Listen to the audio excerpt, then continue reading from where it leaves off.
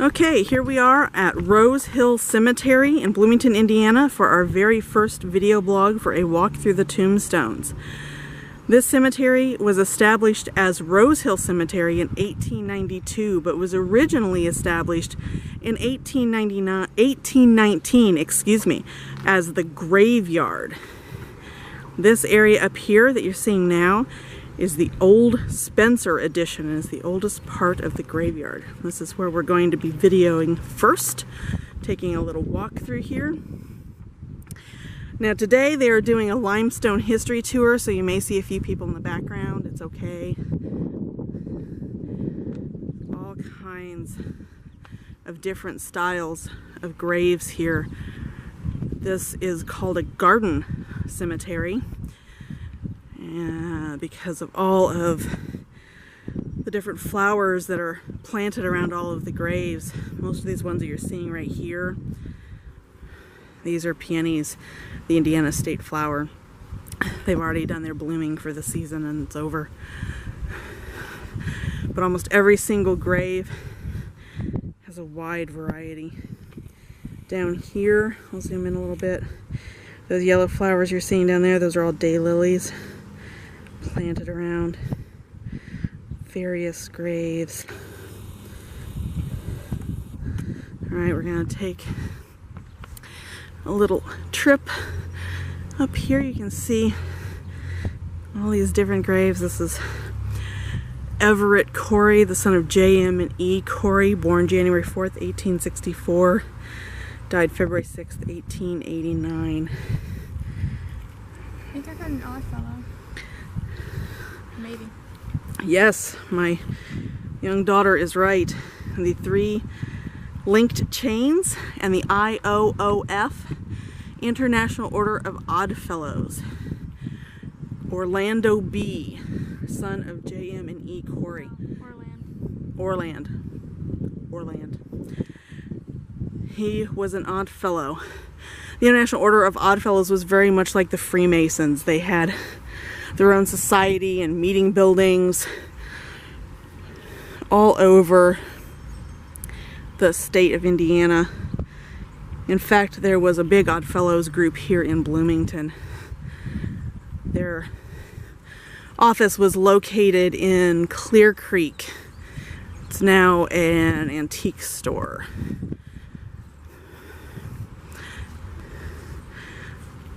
Next, we're going to come up here to this monument grave, a large obelisk style grave. You can see the name here on the front of it, Hunter.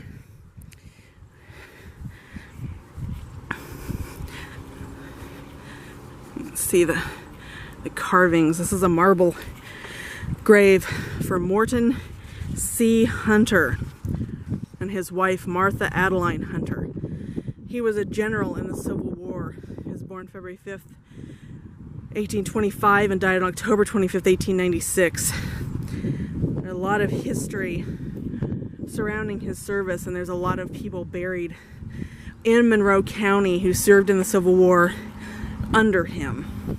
This is the one we did the grave rubbing of. Yes. We did grave rubbings at a cemetery workshop on his grave. Works really well if you're doing grave rubbings on newer marble graves, not so much if you're doing them on older ones. But you have to be very careful. Don't do them without contacting somebody first to get the proper instructions on how to do it, because it can ruin graves and they can fall over. Our next stop is at this lovely monument grave. We'll zoom in there a little bit on the top. See all the carvings. It's been broken up there. There used to be fern leaves up at the top. They were all scrolled over, but they have since broken away with weathering. We're going to go around here to the front. This is the monument grave for John and Ann Waldron and their entire family. Now, as I said, this is a monument grave. You can see the Waldron Monument here. It's a beautiful, massive monument. You walk up the little step area. You can see here on the front, John and Ann Waldron. You're onto the side here. You can see their children, Alice, Emma, James, and John. Those are the children. And over here, John, Julia, Mary, and Ida. And over here, Joseph, Lucy, Charles, and Cecilia. These are all children of John and Anne Waldron. As you're looking around here, those are my daughter's feet. You can see these are the actual headstones for where they're buried at. They're all around the edge here. There are also a couple of other names on here that I didn't notice the last time. Margaret Dunn Register and Francis E. Dunn. John Waldron was a very important figure in Bloomington history. There is an arts center downtown, the John Waldron Arts Center, that is named for him. He was a patron of the arts. There's a couple more people. Cecile L. Waldron and Charles B. Waldron. Also have a plaque. Yeah, here's two other newer plaques that I didn't notice the last time.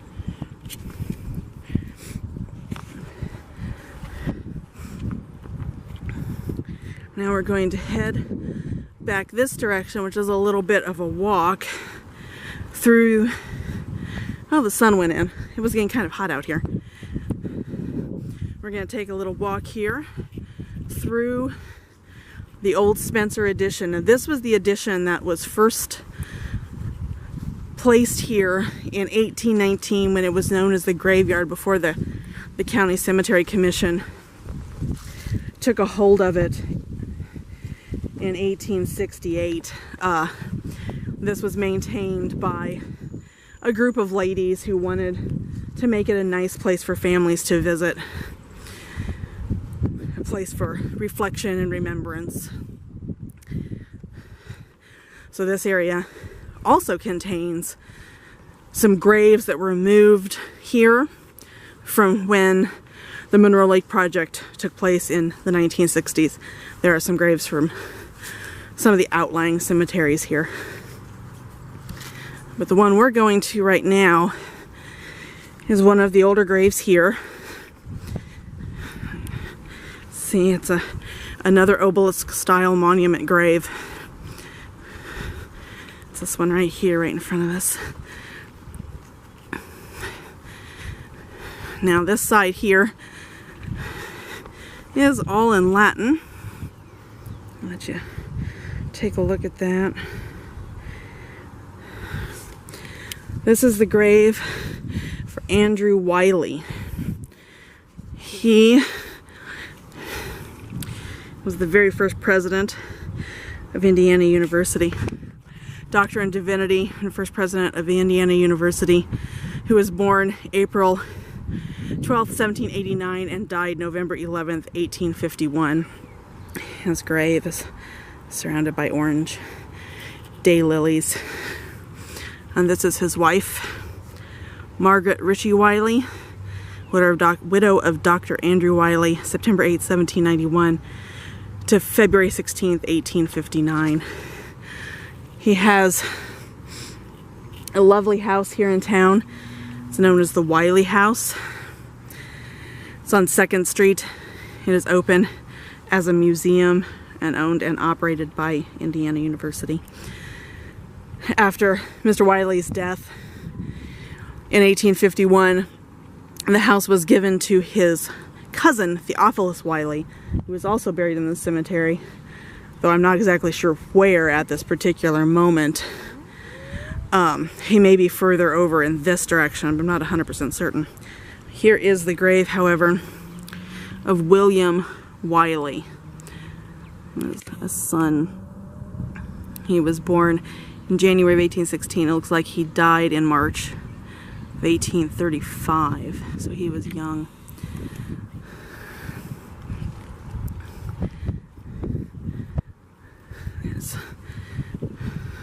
There are some other interesting graves over this direction. There's lots of beautiful older graves here. There's this one here for Joseph Smith, his second wife Elizabeth, and his third wife. No, Oh, that says Irvin. That doesn't make any sense. That's his son. That's his son. There it is, his son. See, I can't read. It's interesting because it says Joseph Smith, born September 25th, 1782, died September 27th, 1828.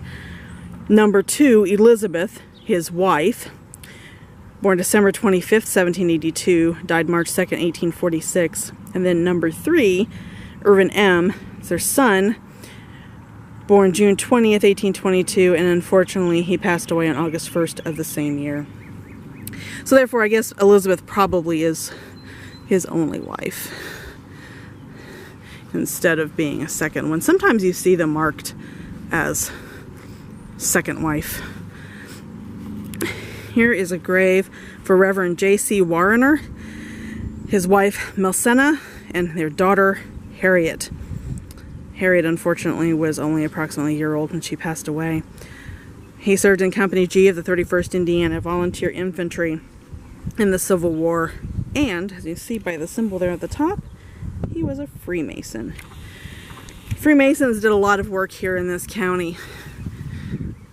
There are a lot of Freemasons buried here. Over in the Ellisville cemeteries, there are very large monument graves to the Freemasons. Okay, so we're coming up here to these interesting graves that we found the last time. In memory of Hiram Paw, born August 30th, 1791, died October 24th, 1833. I believe this is his wife. In memory of Mary A. Paw, born July 30th, 1797, died August 26th. Died 26th October, but it's 18 something, but it's broken off. These are odd colored headstones. They're not like the rest of them around here. They're a yellowed material. Memory of Isaac Pauley, who was born March 30th, 1789. Died June 20th, 1833. These may be sandstone, the way they're breaking. It's hard to tell. I've never seen any other headstones like these anywhere in any of the cemeteries we've been to in Monroe, Morgan, Brown, Lawrence, or Owen counties. We've been to 106 cemeteries in the past year and a half, so we've been busy. Some of them are revisits. I'm hoping to document them all with little walkthrough tours like this for everybody. And you see all of the lilies and the peonies in this beautiful cemetery. Now we're going to head down here to an interesting little feature that has changed over the years.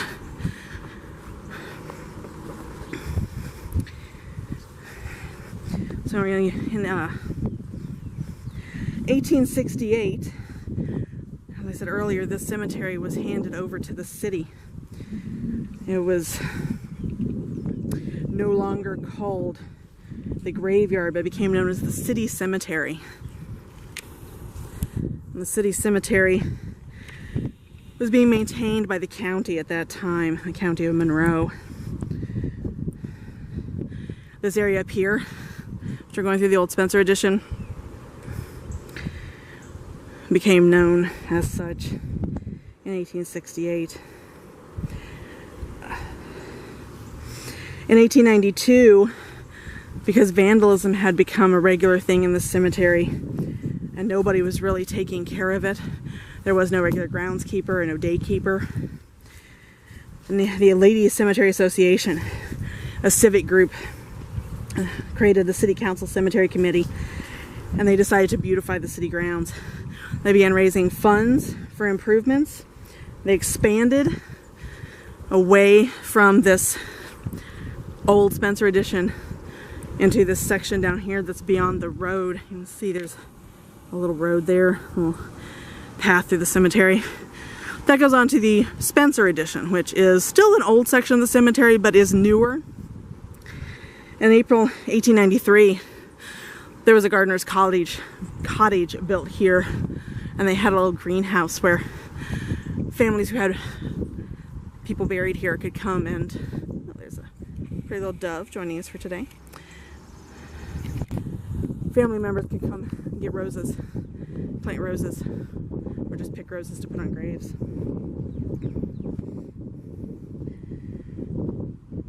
And this right here is what we're coming to here. This was a fountain. Excuse the jiggliness, I'm going down some steps. This was a fountain. It was made locally by the Seward Foundry, and we will see Austin Seward's grave at some point. He is buried at Indiana University. He put this here in this evergreen arbor, which all that's left of the evergreens are these guys right here.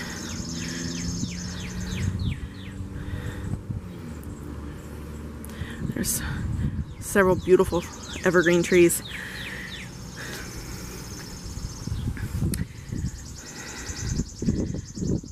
Unfortunately, many years of vandalism required this beautiful fountain to be removed. In 1991, it was taken to a 3rd Street park and re-erected. Today, it is unfortunately not being tended to very well. I'm sure that there are plans to turn it into a nice little garden area, but it takes a lot of money to upkeep these things, so it kind of falls by the wayside. Long ago, locals who would come visit the cemetery at night would call this the Witch's Circle. A legend stated that you could drive your car around this corner here that you're looking at and your headlights would not penetrate. I'm not sure where that came from. I don't remember it ever happening. Well then.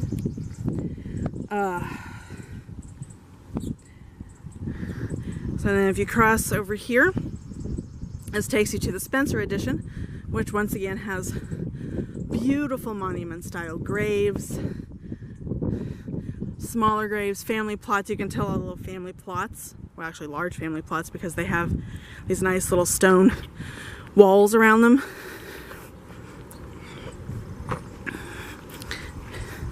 You see beautiful carvings here. This one is covered in yellow lichen, but beautiful carvings all around these little walls. This is the Kelly family.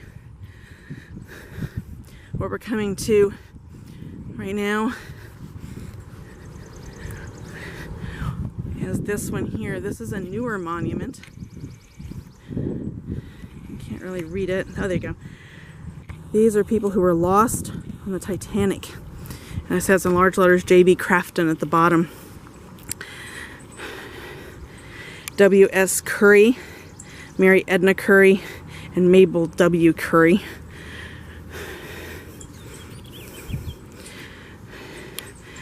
And here we go. 1853, John B. Crafton to 1912. His wife, maybe, and a couple of sons, Sarah F. Crafton, Harry R. Crafton, and Woodward Crafton. So, there's nothing on this side.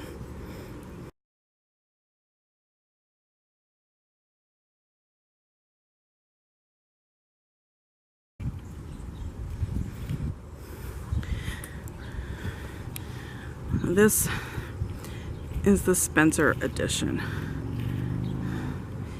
The cemetery continues on. There are 11 different sections to this cemetery. It gets newer and newer as you go. There's a section down by the wall that's all babies. It's a sad little area. Babies who died at Bloomington Hospital. Those that were considered unwanted.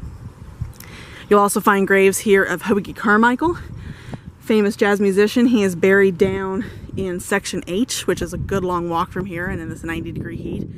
I'm not up for it today. We may do that another time though. Tree of Life graves.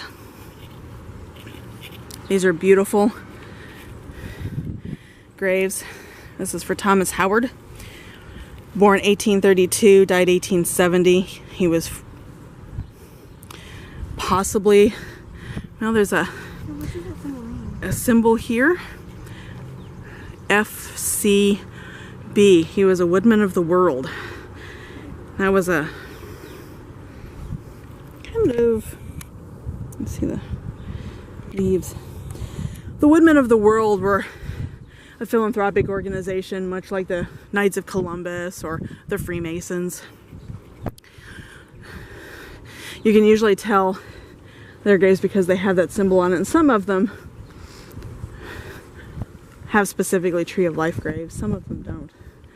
So, well, here's another good look at the cemetery. You can see some dark clouds coming in on the sky. May get some rain, it would be nice.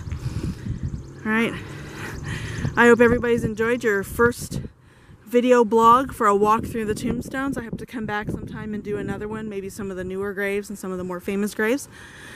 If you have any questions, my email address is at the bottom. Thanks for joining us today.